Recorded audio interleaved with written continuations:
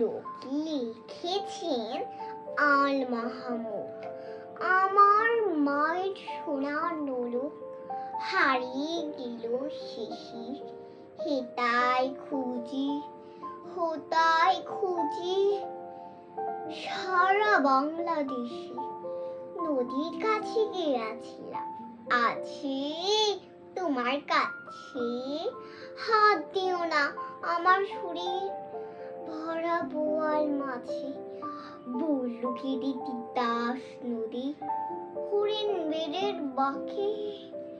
সাদা পালক বকরা যেথায় পাক ছুঁড়ে থাকে।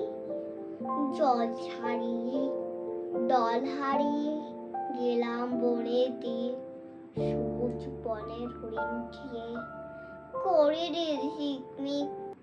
বনের কাছে এই মিনতি, ফিরিয়ে দেবে ভাই আমার মায়। গয়না নিয়ে ঘরকে যেতে চাই, কোথায় পাবো তোমার মায় হারিয়ে যাওয়া ধন? আমরা তো সব পাখালি বনের সাদা রং, সবুজ চুলে ফুল পেন্ডেছি। নোলক পরি না তো ফুলের গন্ধ চাও যদি নাও।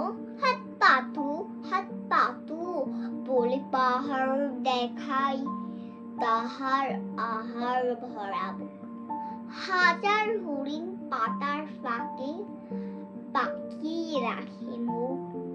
এলে খুপা রাতি এলে ফের বাড়ালাম পা।